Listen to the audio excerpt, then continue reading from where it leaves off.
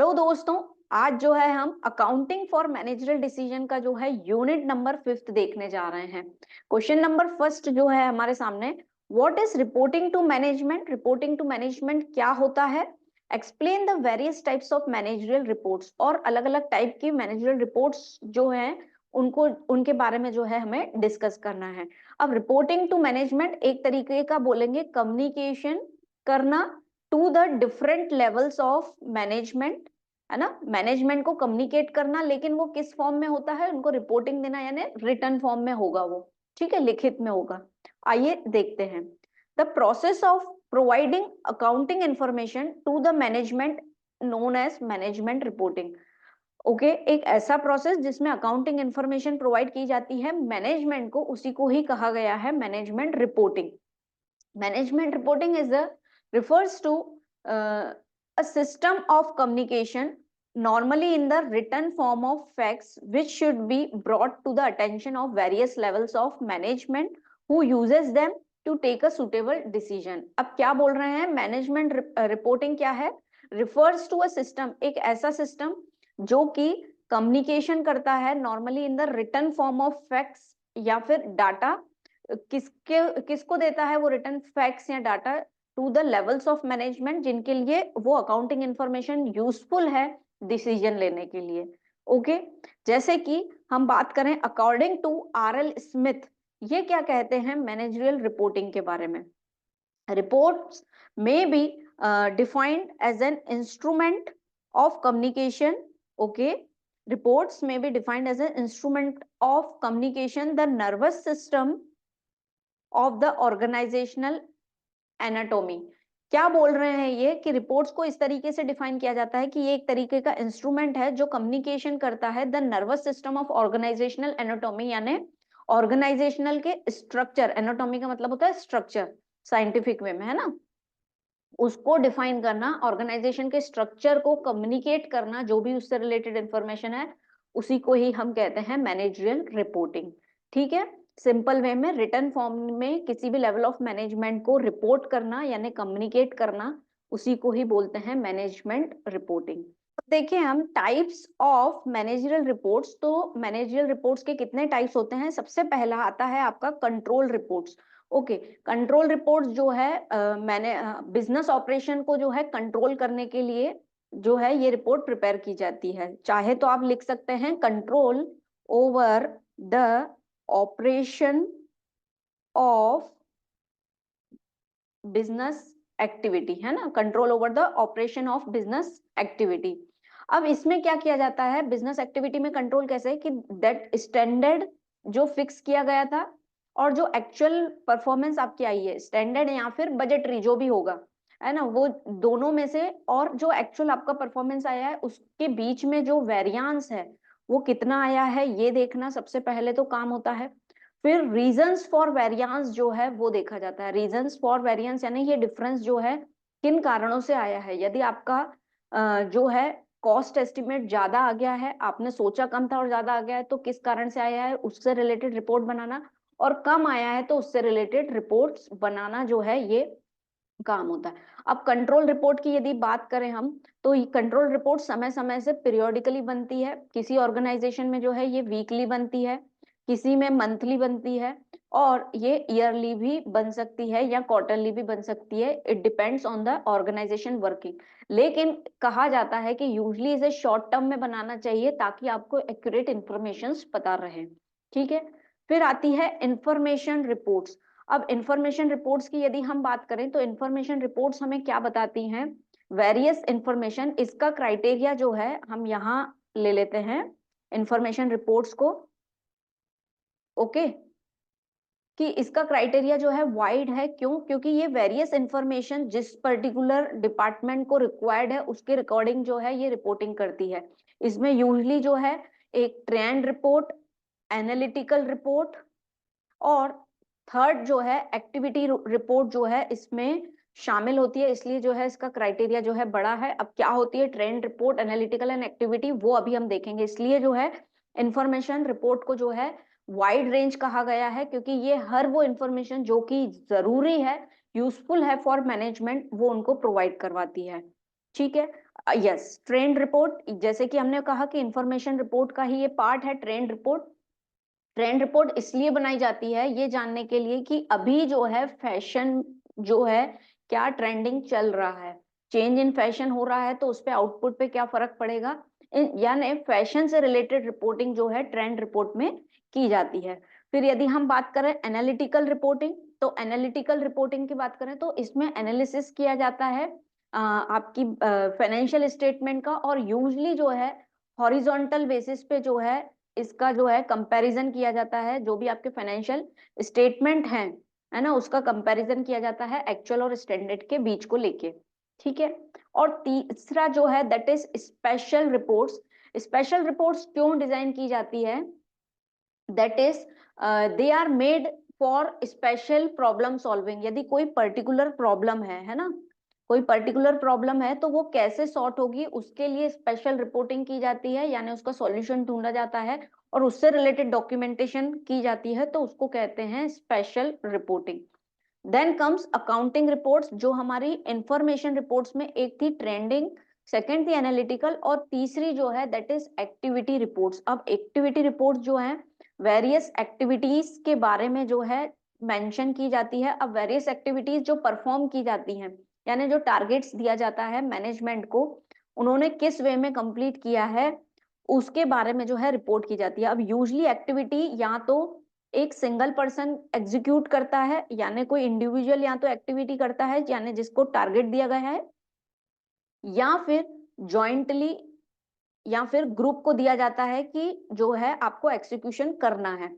अब जहां पे इंडिविजुअल जो है उसको यदि कोई एक्टिविटी दी गई है करने के लिए, तो उसका जो रिजल्ट आता है, उसका जो एक्सिक्यूशन होता है और उसका जो रिजल्ट आता है उसके लिए टोटली उस पर्टिकुलर एग्जीक्यूटिव को जो है रेस्पॉन्सिबल माना जाता है ना, जिसने वो काम किया है उसको रिस्पॉन्सिबल। और जहां जॉइंटली एक्टिविटी परफॉर्म की जाती है तो उसमें जितने भी एग्जीक्यूटिव्स होते हैं, नंबर ऑफ एग्जीक्यूटिव्स, वो रेस्पॉन्सिबल होते हैं उस परफॉर्मेंस को करने के लिए। तो ये होती है activity reporting.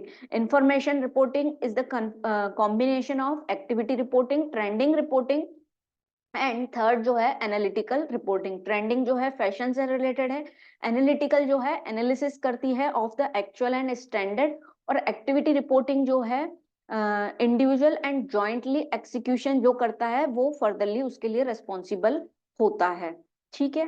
Then financial report, यदि अब हम बात करें फाइनेंशियल रिपोर्ट की, तो फाइनेंशियल रिपोर्ट जो है ये फाइनेंशियल परफॉर्मेंस जानने के लिए जो है, परफॉर्मेंस जो आई है उसके बेसिस पे जो रिपोर्ट उसका जो एनालिसिस होगा या इवेल्युएशन होगा उसके बारे में, या फिर जो फाइनेंशियल पोजीशन बन रही है उसके ऊपर जो है एनालिसिस करना। फाइनेंशियल पोजीशन या परफॉर्मेंस, यानी जो आपका प्रॉफिट एंड लॉस आया है या जो आपकी बैलेंस शीट है उसके ऊपर इवेल्युएशन करके उसके रिगार्डिंग जो है रिपोर्ट तैयार करना, उसी को ही हम कहेंगे फाइनेंशियल रिपोर्ट। इसके बाद यदि हम नेक्स्ट की बात करें तो reports for external use. External use यानी किसी एक्सटर्नल पर्सन को कुछ रिपोर्टिंग करनी है तो that will be for the report for external use. अब उसमें कौन आ जाएगी, या तो गवर्नमेंट को कोई इंफॉर्मेशन भेजनी है वो आ जाएगी, या फिर स्टॉक एक्सचेंज से रिलेटेड जो है कुछ इंफॉर्मेशन हो सकती है। यदि हम शेयर्स में डील करते हैं तो स्टॉक एक्सचेंज से रिलेटेड रिपोर्टिंग जो है किसको करनी रहेगी, सेबी को, stock exchange board of India. तो इस तरीके से रिपोर्ट्स फॉर एक्सटर्नल यूज यानी बाहर के लोगों के लिए जो रिपोर्टिंग की जाती है उसको एक्सटर्नल यूज रिपोर्ट कहते हैं। फिर रिपोर्ट्स फॉर इंटरनल यूज यानी ऐसी रिपोर्टिंग जो इंटरनल यूज में आए। अब इंटरनल यूज में किन के लिए हेल्पफुल हो सकती है, फॉर द मैनेजमेंट के लिए यूजफुल हो सकती है, या फिर हम बात करें वहां के एम्प्लॉयज के लिए जो है यूजफुल हो सकती है। तो this is the reports for management for internal use. अब reporting to various levels of management, reports जो है वेरियस लेवल्स ऑफ मैनेजमेंट को की जाती है। फॉर एग्जांपल स्टॉक से रिलेटेड रिपोर्टिंग की जाएगी टू द स्टॉक होल्डर, फिर या तो रिपोर्टिंग टू द फॉरमैन उसको इंफॉर्मेशन देने के लिए, reporting to the different levels of management यानी टॉप लेवल हो गया, मिडिल लेवल हो गया, डिपार्टमेंटल लेवल हो गए, और या फिर लोअर लेवल हो गए, या सुपरविजन डिपार्टमेंट हो गया। तो अलग अलग लेवल्स ऑफ मैनेजमेंट को जो है रिपोर्टिंग करना। तो दोस्तों रिपोर्टिंग अकाउंटिंग यानी कम्युनिकेशन रिटर्न फॉर्म में इंफॉर्मेशन जो है पहुंचाना मैनेजमेंट को। और दूसरा टाइप्स ऑफ मैनेजमेंट रिपोर्ट्स जो हैं, ये देखिए हमने कि कितने टाइप्स की रिपोर्टिंग जो है की जा सकती है, ठीक है। अब बढ़ते हैं हम नेक्स्ट क्वेश्चन की तरफ। Question number second, discuss the essentials of a good reporting और what are the essentials of an ideal report. एक प्रॉपर रिपोर्टिंग जो है वो कैसे होनी चाहिए उसके बारे में जो है हमें लिखना है। तो सबसे पहले सिंप्लिसिटी होनी चाहिए, यानी रिपोर्ट जो है इतनी सिंपल होनी चाहिए कि वो इजिली अंडरस्टैंडेबल हो, है ना, कि जिसके लिए बनाई गई है वो उसको समझ पाए, दैट इज अंडरस्टैंडेबल होनी चाहिए रिपोर्टिंग। ठीक है, बहुत ही सिंपल फॉर्म में होनी चाहिए, लैंग्वेज जो है वो इजी यूज होनी चाहिए, नहीं तो लैंग्वेज अगर प्रॉपर नहीं रही तो उसको समझने में जो है दिक्कत होगी। तो सबसे पहले रिपोर्ट जो है सिंपल होनी चाहिए। दूसरी, प्रीसाइज होनी चाहिए, यानी रिपोर्ट प्रिसाइज यानी जो पॉइंट हो बात करने का वही होना चाहिए, बहुत ज्यादा लंबी नहीं होनी चाहिए, यानी लेंदी रिपोर्ट जो है वो नहीं होनी चाहिए। ठीक है, देन एक्यूरेसी, रिपोर्ट्स जो है एक्यूरेट होना चाहिए, यानी जो इंफॉर्मेशन प्रोवाइड की गई है और जो रिपोर्टिंग की जा रही है यदि उसको डाटा से मैच किया जाए तो वो जो है सही निकलनी चाहिए, that will be the good reporting. Cost, यदि हम कॉस्ट की बात करें तो रिपोर्ट को प्रिपेयर करने में कॉस्टिंग का ध्यान रखना है। कॉस्ट रिपोर्ट बनाने में इतनी ज्यादा खर्चा नहीं करना है कि उससे बेनिफिट जो है वो कम हो रहा है और खर्चा ज्यादा हो रहा है, तो कॉस्ट को जो है कंट्रोल करना है। रिपोर्टिंग ऐसे होनी चाहिए कि कॉस्ट जो है कम से कम लगे। देन कंसिस्टेंट, रिपोर्ट ऐसा है कि जो कंसिस्टेंट वे में बननी चाहिए। यदि आपका ऐसा है रिपोर्टिंग की हर ईयरली जा रही है या हर वीकली या हर मंथली, जो भी टाइम पीरियड है उसको फॉलो करना चाहिए, नहीं तो प्रॉपर कंपैरिजन नहीं कर पाएंगे। यदि हम कोई रिपोर्ट जो है एक मंथ में बना रहे हैं और उसके बाद 4 महीने के बाद हम कोई रिपोर्टिंग ही नहीं कर रहे हैं तो उसमें जो है प्रॉपर एनालिसिस भी नहीं हो पाएगा, प्रॉपर कंपैरिजन भी नहीं हो पाएगा। तो कंसिस्टेंसी जो है उसमें होनी चाहिए। फिर आता है कंपैरिजन, रिपोर्टिंग ऐसी होनी चाहिए जिसको कंपेयर किया जा सके, यानी कुछ रिपोर्ट आई है और यदि उसको किसी दूसरे डिपार्टमेंट के डाटा से जो है कंपेयर किया जाता है, सेम वही डाटा है लेकिन दूसरे डिपार्टमेंट में, तो वो इंफॉर्मेशन जो है कंपैरिजन बेसिस पे होनी चाहिए। ठीक है, कोऑर्डिनेशन ऑफ डाटा, डाटा का कोऑर्डिनेशन होना चाहिए। फॉर एग्जांपल यदि हम लें तो कोऑर्डिनेशन ऑफ डाटा का मतलब ये है कि एक डिपार्टमेंट में कुछ इंफॉर्मेशन जो है सेंड की गई है ना, अब दूसरे डिपार्टमेंट में जो है कुछ इंफॉर्मेशन दूसरे लेवल पे जो है सेंड की गई है। अब यदि सेकेंड इंफॉर्मेशन यहाँ वाले डिपार्टमेंट की और यहाँ वाले डिपार्टमेंट की सेम है, मे बी रिगार्डिंग प्रॉफिट है, तो जो है ये दोनों इससे रिलेटेड जो रिपोर्टिंग है या जो डाटा है वो मैच होना चाहिए, इस तरीके से उनके बीच में कोऑर्डिनेशन होना चाहिए। ठीक है, रिपोर्ट जो है आपकी अप टू डेट होना चाहिए, समय समय पर ये देखना चाहिए कि कौन सी डाटा जो है अब काम के नहीं है, पुराने हो गए, उनको हटाना है और अप टू डेट रिकॉर्ड्स जो है आपको मेंटेन करने हैं। ठीक है, देन आपकी रिपोर्टिंग जो है अट्रैक्टिव होनी चाहिए, यानी दिखने में भी आपकी रिपोर्टिंग जो है प्रॉपर वे में दिखनी चाहिए। बाय वे ऑफ लैंग्वेज में सिंप्लिसिटी होनी चाहिए, अंडरस्टैंडेबल होनी चाहिए, क्लैरिटी होनी चाहिए, प्रीसाइज होनी चाहिए, बहुत लंबी नहीं होनी चाहिए, प्लस वो अट्रैक्टिव होनी चाहिए। So this are the ideals of an good reporting या फिर essentials of an ideal reporting. ठीक है, अब बढ़ते हैं हम नेक्स्ट क्वेश्चन की तरफ। Define responsibility accounting, discuss the characteristics of characteristics and advantages of responsibility accounting। Okay, responsibility accounting क्या होता है और इसकी कैरेक्टरिस्टिक्स क्या हैं और एडवांटेजेस क्या हैं उसके बारे में हमें बताना है। रेस्पॉन्सिबिलिटी अकाउंटिंग सिंपल शब्दों में यदि बोलें तो कोई पर्सन को जो है रेस्पॉन्सिबिलिटी दी जाती है, कुछ काम करने के लिए असाइन किया जाता है, उसी को ही कहते हैं responsibility accounting. Let us see, responsibility accounting is an controlling system under management accounting. Management accounting का ही पार्ट होता है responsibility accounting, where responsibilities are assigned to control unnecessary cost. Cost को कंट्रोल करने के लिए कि ज्यादा खर्चा ना आए, अलग अलग रेस्पॉन्सिबिलिटीज जो है अलग अलग लेवल्स पे दी जाती हैं। Controlling cost begins the delegating the proper authority to the individuals capable of performing work with the standards। जो स्टैंडर्ड्स उनको दिए जाते हैं उसके अकॉर्डिंगली उनको जो है परफॉर्म करना रहता है।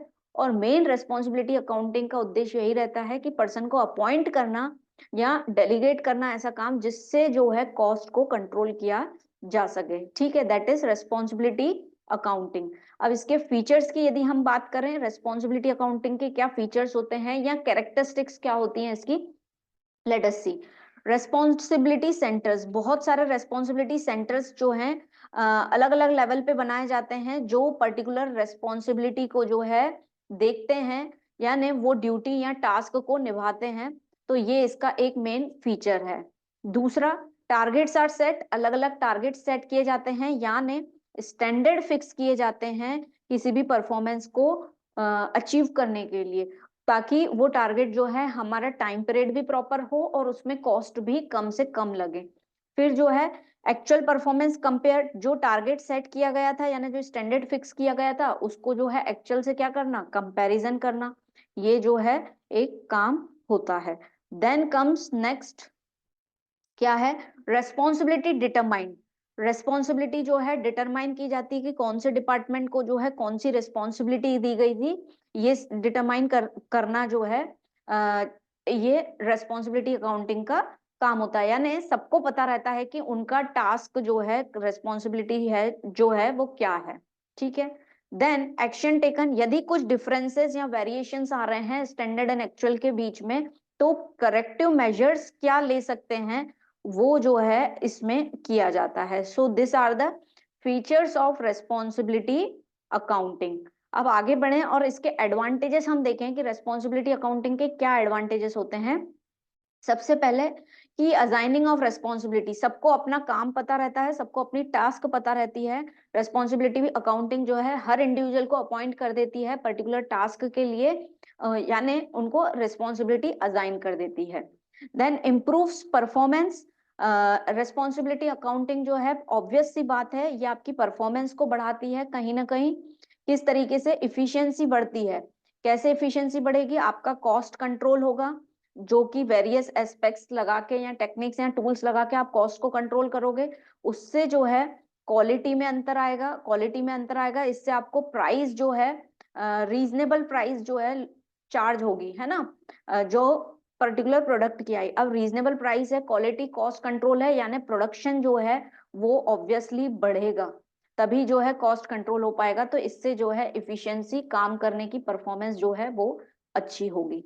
Then helpful in cost planning, ये आपको मदद करता है प्लानिंग करने में रिगार्डिंग द कॉस्टिंग, यानी जो भी आप इनपुट्स लगाएंगे, जो भी आप रिसोर्सेस लगाएंगे, उसमें कितना खर्चा आएगा, उसमें जो है ये आपको मदद करता है। Then focus is on responsibility centres, ये फोकस करता है रेस्पॉन्सिबिलिटी अकाउंटिंग एक बड़ा डिपार्टमेंट है, ओके, और ये फोकस करता है अलग अलग डिपार्टमेंट्स पे या सेंटर्स पे जो अलग जिनको रेस्पॉन्सिबिलिटी जो है असाइन की गई है। जैसे कोई कॉस्ट को कंट्रोल करता है, कोई प्रॉफिट को कंट्रोल करेगा, इस तरीके से, या तो कोई इन्वेस्टमेंट को कंट्रोल करेगा, ये सब चीजें जो है देखी जाती हैं।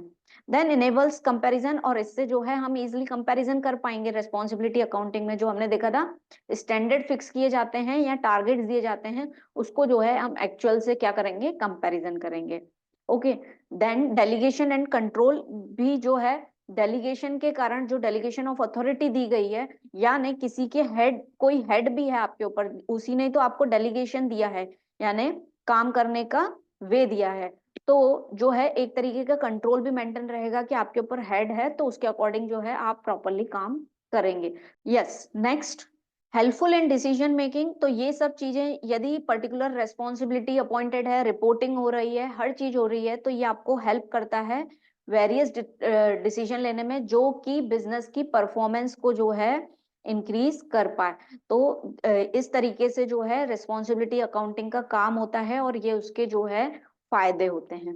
Now let us come to the next question, what are different types of responsibility centers, okay, अलग अलग टाइप के रेस्पॉन्सिबिलिटी सेंटर्स होते हैं, लेट अस सी। सबसे पहले आता है एक्सपेंस सेंटर। अब एक्सपेंस सेंटर का मेन उद्देश्य ये होता है कि जो भी एक्सपेंसेस जो हैं इनकर्ड हुए हैं ऑर्गेनाइजेशन में, उस पे जो है निगरानी रखना, एक्सपेंसेस को जो है कंट्रोल करना, यानी कॉस्ट को कंट्रोल करना कि खर्चा जो है कहाँ पे हो रहा है।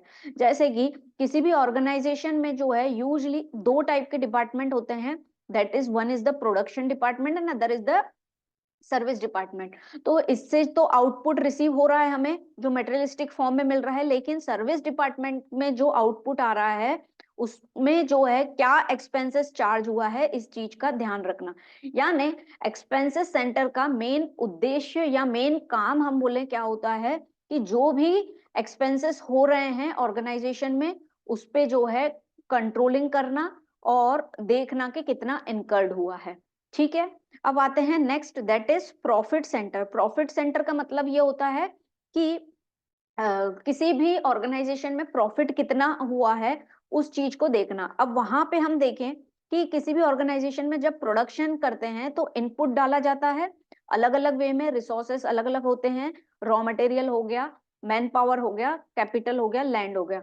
अब उसके बिहाफ पे हमें आउटपुट रिसीव होता है। तो ये जो रिसोर्सेस हमने डाले होंगे, यानी इसका पैसा दिया होगा, लेबर ने काम किया होगा तो लेबर को सैलरी दी होगी यानी खर्चा किया है, तो इस इनपुट को हम बोल सकते हैं कि ये इसकी कॉस्ट है।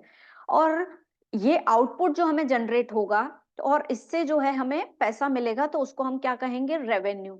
और इन दोनों का डिफरेंस, कॉस्ट और रेवेन्यू का डिफरेंस जो है दोस्तों, वही कहलाएगा प्रॉफिट सेंटर और वही कहलाएगा प्रॉफिट, है ना। वही चीज जो है प्रॉफिट सेंटर की रेस्पॉन्सिबिलिटी रहती है कि वो ये देखे कि प्रॉफिट कितना अर्न हुआ है।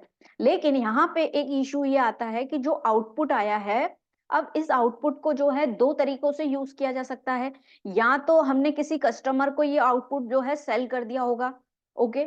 दूसरा जो है, या तो हमने उसी ऑर्गेनाइजेशन के किसी दूसरे डिपार्टमेंट में फर्दर प्रोडक्शन के लिए लगा दिया होगा, है ना। हो सकता है कि एक से दूसरी स्टेप पे वो गया हो प्रोडक्ट। तो जो कस्टमर को हमने दिया है और उसके एवज पे जो प्राइस कस्टमर ने हमें पे किया है, तो हम बोलेंगे कि इससे हमने जो जनरेट किया है दैट इज प्रॉफिट। लेकिन जो अदर डिपार्टमेंट में गुड्स ट्रांसफर हुआ है, वहां पे एक कंफ्लिक्ट आता है कि उसको प्रॉफिट मानेंगे कि नहीं मानेंगे। वो चीज जो है डिसाइड कौन करता है, प्रॉफिट सेंटर डिसाइड करता है कि उस पर्टिकुलर प्रोडक्ट को जो है उस पे जो आउटपुट आया है उसको प्रॉफिट मानेंगे कि नहीं मानेंगे। इस तरीके के डिसीजन जो है प्रॉफिट सेंटर लेता है। ठीक है, अब आता है हमारा लास्ट सेंटर जिसे हम कहते हैं इन्वेस्टमेंट सेंटर। अब इन्वेस्टमेंट सेंटर जो है क्या करता है, एसेट्स को जो है मैनेज करता है। यानी ये रेस्पॉन्सिबल होता है एसेट्स को जनरेट करने में, और कितना इन्वेस्टमेंट हम कर रहे हैं और उस पे जो है कितना रिटर्न जो है हमें मिल रहा है। इन चीजों का ध्यान रखना जो है इन्वेस्टमेंट सेंटर में किया जाता है।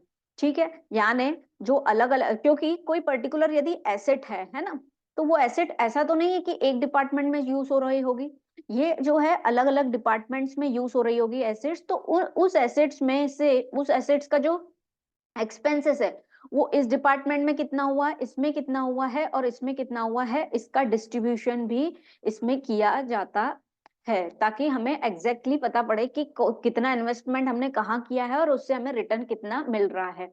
तो दोस्तों यहाँ पे हैं तीन सेंटर्स जो हमने देखे। एक्सपेंस सेंटर जो खर्चे का सेंटर है, हमें ये बताता है कि ऑर्गेनाइजेशन में कितना एक्सपेंसेस हुआ है। दूसरा profit centre which is responsible for the profitability को आइडेंटिफाई करने में हमें मदद करता है। और तीसरा जो है इन्वेस्टमेंट सेंटर, जो कि वेरियस इन्वेस्टमेंट एसेट क्रिएशन पे हमें मदद करता है और उस पे कितना हम रिटर्न अर्न कर रहे हैं ये आइडेंटिफाई करने के लिए ये सेंटर हमें मदद करते हैं। ओके, तो यहाँ पे जो है हमारा यूनिट नंबर 5 जो है फिनिश होता है। यहाँ पे हमने क्या क्या देखा, रेस्पॉन्सिबिलिटी अकाउंटिंग क्या होती है, फिर functions and advantages of responsibility accounting देखा है, फिर जो है रिपोर्ट, एक रिपोर्ट कैसे बनाई जाती है, एक आइडियल रिपोर्ट क्या होती है ना, वो देखा। फिर उसके बाद जो है हमने ये देखा कि रेस्पॉन्सिबिलिटी सेंटर्स जो हैं कौन कौन से होते हैं। With this, thank you for the session.